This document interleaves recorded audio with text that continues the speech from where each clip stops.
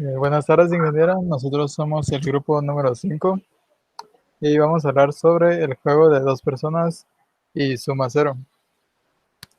Entonces, la teoría de juegos es una rama de las matemáticas y de la economía que estudia la elección de la conducta óptima de un individuo cuando los costes y los beneficios de cada opción no están fijados de antemano, sino que estos dependen de las elecciones de otros individuos. Eh, Esta se ha convertido en una herramienta sumamente importante para la teoría económica y ha contribuido a comprender más adecuadamente la conducta humana frente a la toma de decisiones. Entre estos existen los juegos cooperativos y los juegos no cooperativos. Los juegos cooperativos son en el cual dos o más jugadores no compiten, sino que colaboran para conseguir el mismo objetivo y por lo tanto ganan o pierden en conjunto. Y por otra parte, los juegos no cooperativos son los cuales en cuyos jugadores toman decisiones independientemente para su beneficio personal, lo cual no impide que en algunos casos dicha toma de decisiones pueda favorecerle a todos. Los juegos de suma cero o igual a cero son aquellos en los que lo que gana un participante es lo mismo a lo que pierde el otro participante. Un ejemplo claro es el ajedrez.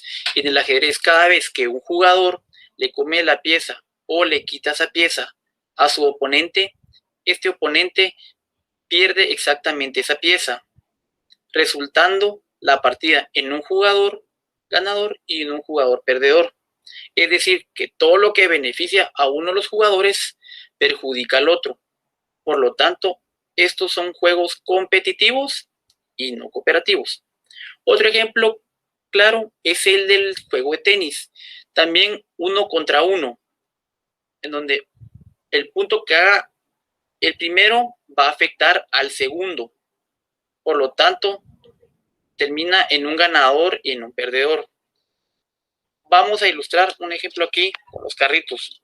Ya sea para juego o en la vida real, las carreras de carros nos dan como un resultado un ganador y un perdedor, ya sea dinero o un trofeo o una medalla o la fama. Siempre habrá un ganador y un perdedor, no habrán empates en las carreras, tiene que haber un desempate. El estudio de los juegos de suma cero surgieron de manera formal en las matemáticas alrededor de los años 50. En la teoría de juegos también son de utilidad en otros ramos, además de la ingeniería, tales como la economía, psicología y la biología. Los criterios de máximos y mínimos. Es importante ubicar cómo es que se emplea estos métodos. Para comenzar, es de carácter puntual identificar que la matriz de pagos, así se le puede nombrar, siempre está en función de dos jugadores. El jugador 1 que ubica en filas y el jugador 2 en columnas. Lo que está dentro de las celdas representa un pago que debe de hacer el 2 al 1, en caso de que sea un número positivo. En caso de ser un número negativo, representa que el 2 recibe un pago del 1. La matriz se lee de la perspectiva del 1.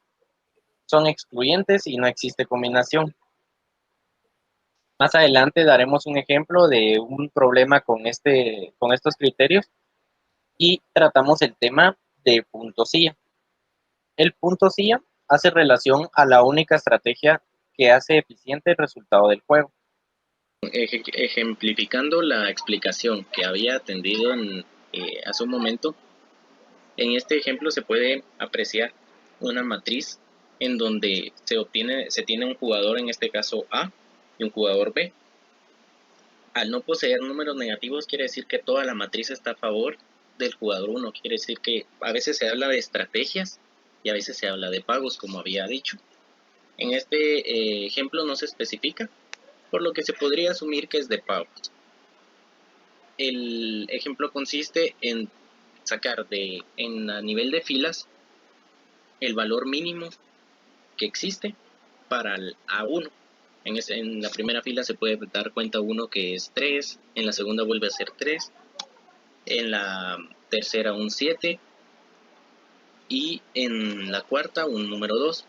Luego se saca el máximo a nivel de columnas para el jugador B, que sería 8, 7, 9 y 8 otra vez. Luego de atender el mínimo y máximo, el mínimo a nivel de filas y el máximo a nivel de columnas, procedemos a sacar el máximo de la obtención que habíamos tenido de las filas. En este caso ahí está en color rojo, que es el número 7, y el mínimo a nivel, en lo que habíamos obtenido a nivel de columnas, también es un número 7. Ese es, entonces, al correr esa obtención del número 7, existe una intersección en A3 y B2.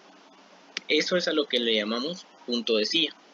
Cuando existe un punto de silla, el procedimiento termina. Si no lo hay, habrá que proseguir con otra estrategia. Se puede proseguir con un método gráfico o una programación lineal. Explicando qué es el mínimo máximo o el máximo mínimo, te podría decir que el 1 o el jugador 1 o el jugador A va a buscar maximizar sus rendimientos, mientras que el 2, ya que es de pérdidas, ya que él tiene que pagar, él tiene que acceder a un pago al jugador 1, va a querer el mínimo de sus máximas pérdidas.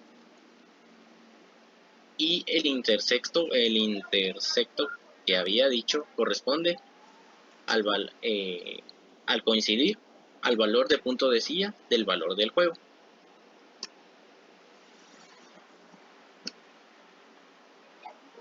Bueno, el segundo problema explicaríamos la batalla de cadenas de televisión, en el que explica que dos cadenas, 1 y 2, luchan por cuotas de audiencia.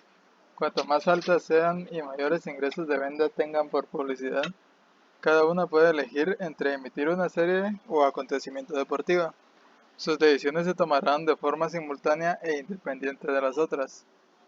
La cadena 1 tiene ventaja programando series. La cadena 2 tiene ventaja programando acontecimientos deportivos. Si ambas cadenas emiten series, la primera queda con 55% de audiencia. Y si ambas cadenas emiten deportes, la segunda lleva el 55% de audiencia. En la forma normal, podemos notar que el juego se resuelve mediante el uso de flechas. La dirección de las flechas representan la preferencia de los jugadores. Siguiendo esto, la flecha izquierda sería la cadena 1, que prefiere emitir una serie obteniendo una audiencia con el 55%, a emitir deportes con una audiencia del 50% cuando la segunda emite una serie. La flecha inferior indica que la cadena 2 prefiere emitir deportes con una audiencia del 55% en vez de series con un 50% cuando la 1 emite deportes. La flecha superior en el que la segunda prefiere emitir deportes con audiencia del 48%, emitir series con el 45% de audiencia si la primera emite series, y la flecha derecha en donde la cadena 1 prefiere emitir series al 52% de audiencia en vez de deportes al 45% cuando las dos emiten deportes. En un juego de suma constante, sea cual sea el resultado, la suma de las utilidades de los jugadores es una constante K.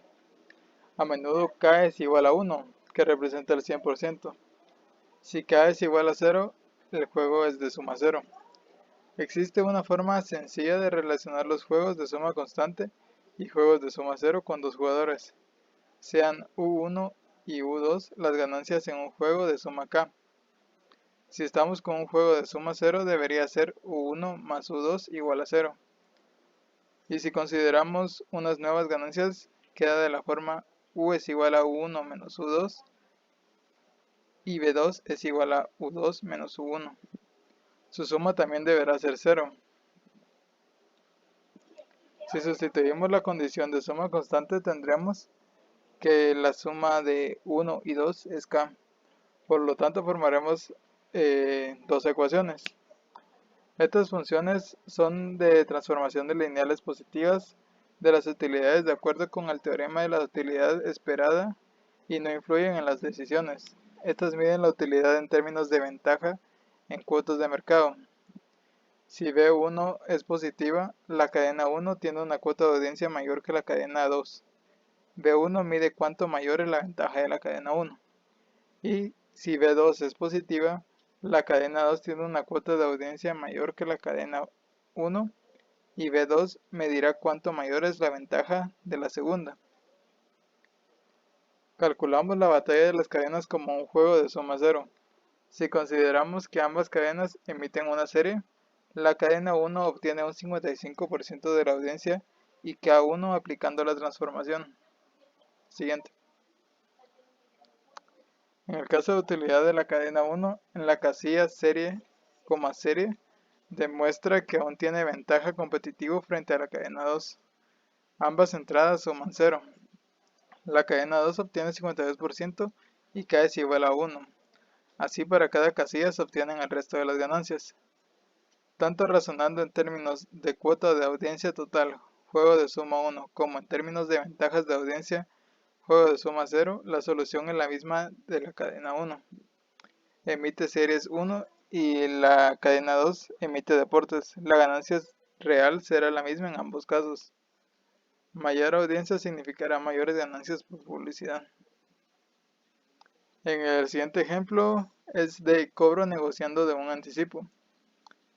El jugador llamado A acuerda la venta de un determinado bien con el jugador B por una cierta suma de dinero, cuyo valor total no interesa especificar, y negocia con el monto del anticipo. El deudor B analiza sus posibilidades financieras y determina con todo cuidado 4 estrategias diferentes de formalizar el pago de anticipo acordado.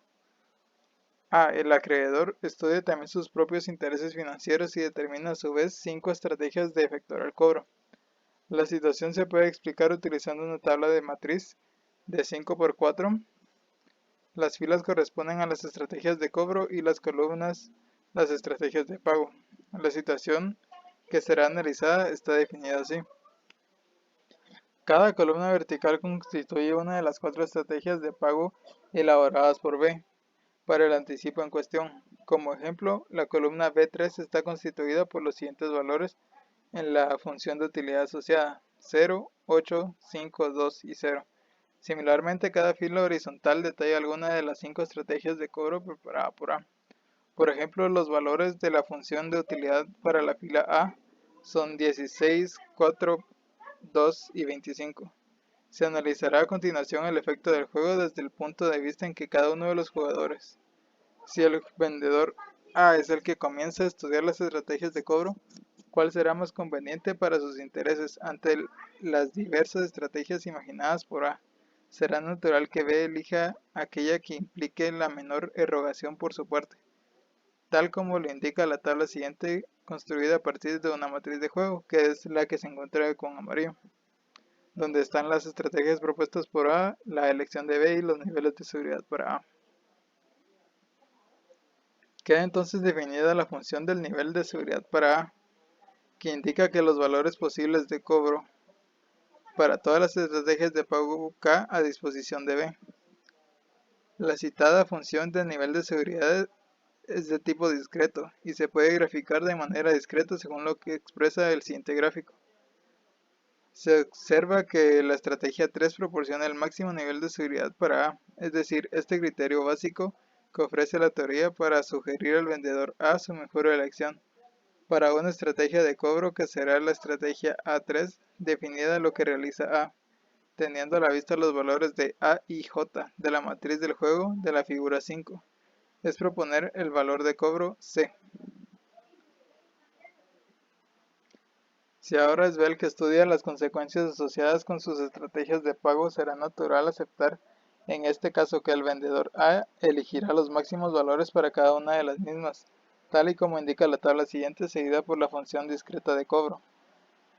La tabla anterior define entonces una función discreta de pago notada ahora consecuentemente como PK, definida sobre las estrategias de B y cuyas imágenes son ahora niveles de seguridad de B. En el gráfico siguiente señala la función PK. Luego al tender la vista de la función discreta PJ, el comprador B propondrá naturalmente el siguiente valor de pago P. Se observa finalmente que los valores de C y P calculados sobre la matriz de juego coinciden en estas condiciones, es decir, cuando P es igual a Q, se decide que el par ordenado de estrategias A3 y B2 forman una de equilibrio.